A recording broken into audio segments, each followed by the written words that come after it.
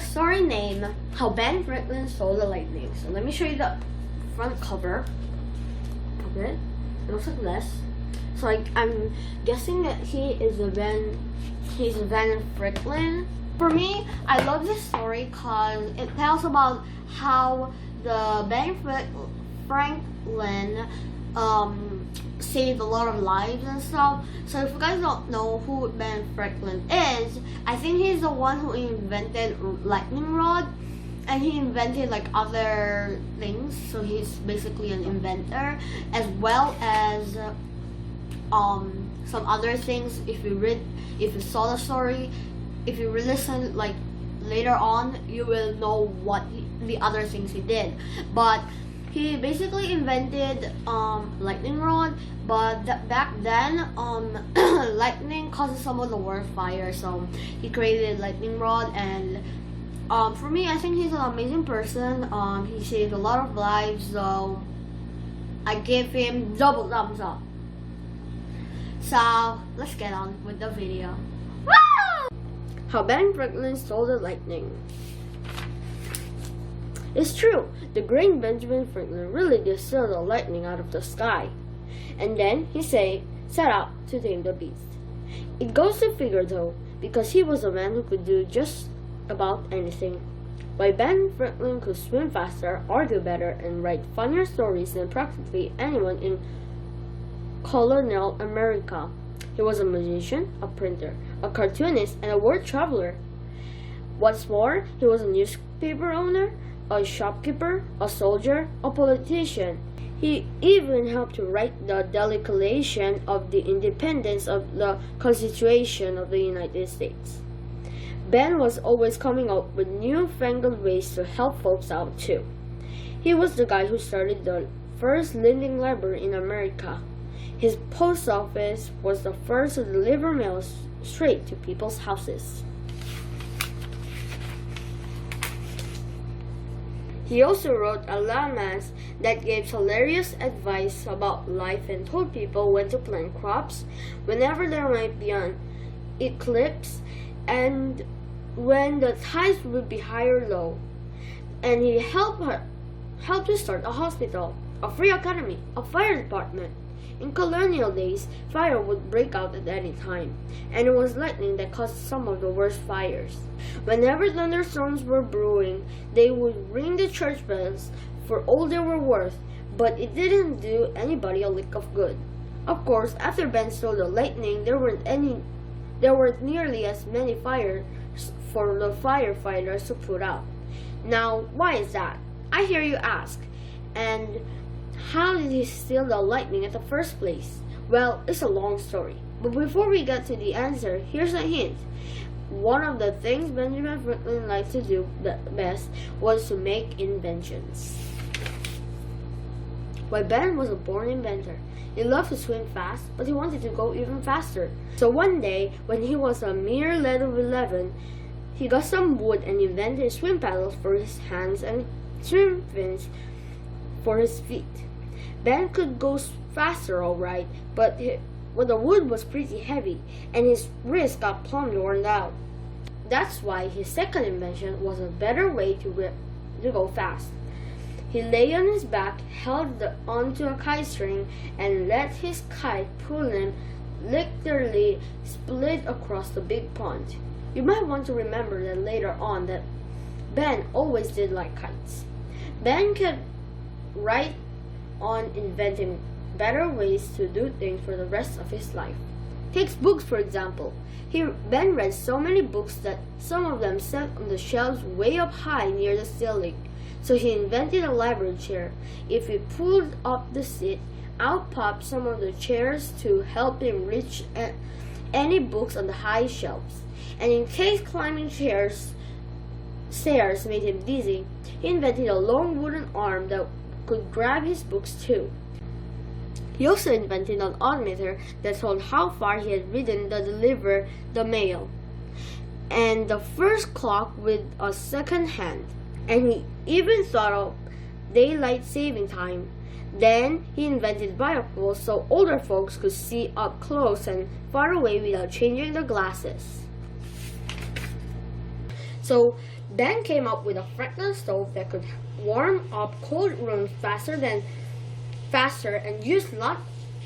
So Ben came up with a fretless stove that could warm up cold rooms faster and use a lot less wood than old-fashioned stoves and fireplaces. People all over Europe and America loved Ben's glass harmonica.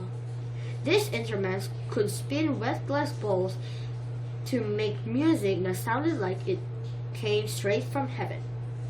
Mozart and Beethoven wrote music for it, and it was even played at a royal Italian wedding.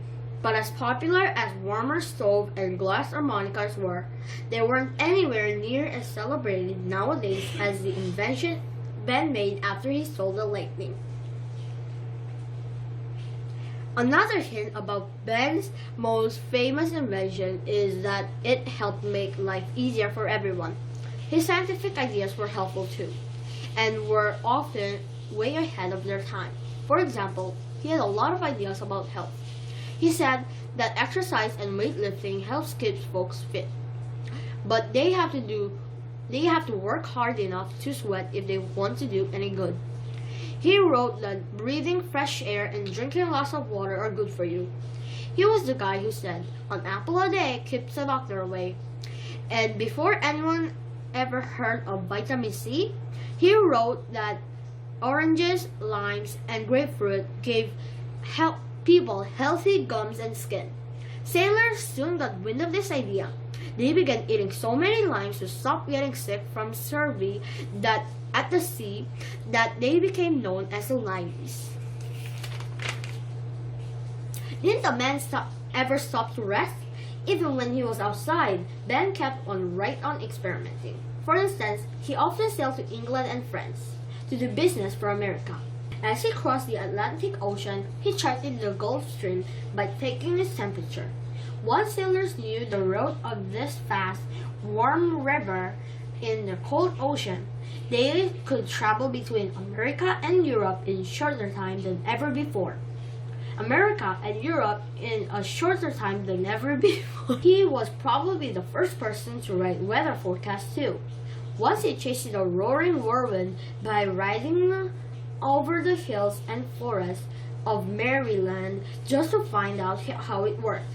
Ben had an old scientific trick that he liked to show people every chance he got. He used to store some oil inside the bamboo walking stick, and whenever he poured a few drops on an angry wave in a pond or a lake, the water became smooth as glass. Meanwhile, over in Europe, people called electricians had started doing some tricks of their own.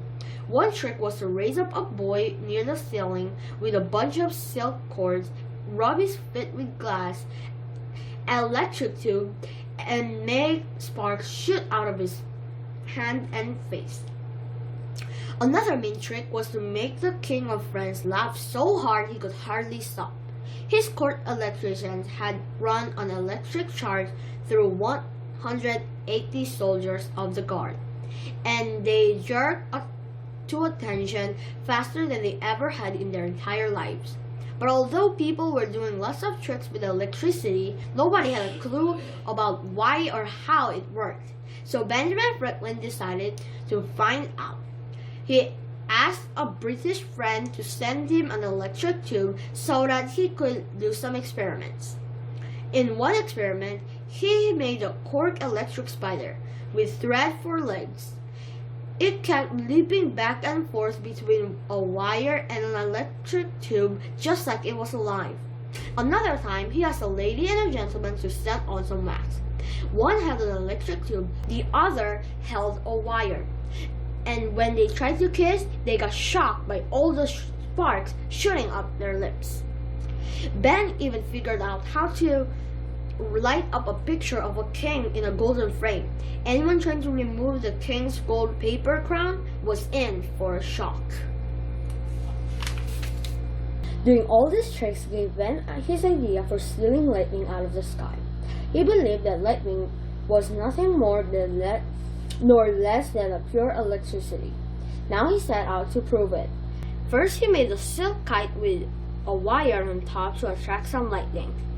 Next, he added a kite string, tied a key to the bottom, and knotted a silk ribbon below the key. Ben and his son William stood out of the rain inside the doorway of a shed on the side of the field. To keep from getting shocked, Ben held onto a dry silk ribbon. Then he flew the kite straight up toward the big rain cloud. For the longest time, nothing happened.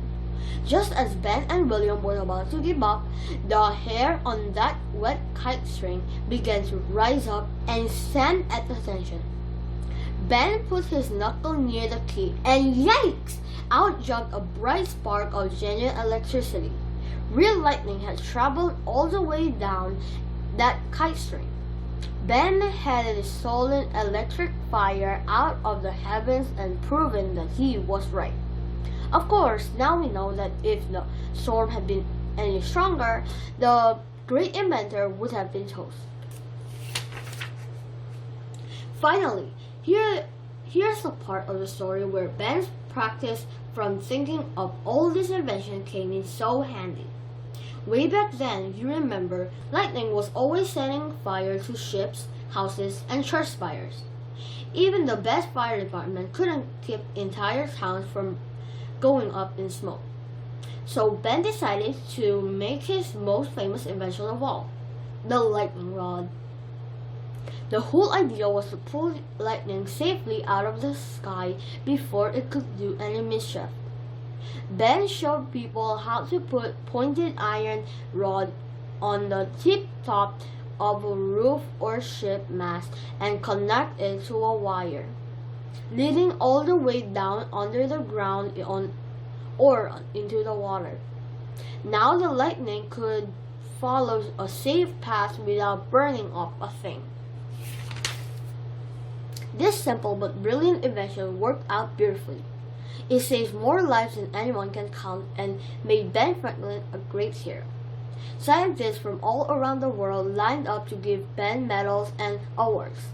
But during his long life, he became much more than a master of lightning. Why, when America fought against Great Britain for the right to become a free nation, Ben convinced France to come help win the war. And when it was over, he helped convince Great Britain to sign the peace. He had helped in so many ways that people of France honored him with a beautiful medallion. It says, he snatched the lightning from heaven and the scepter from Titans. And he did.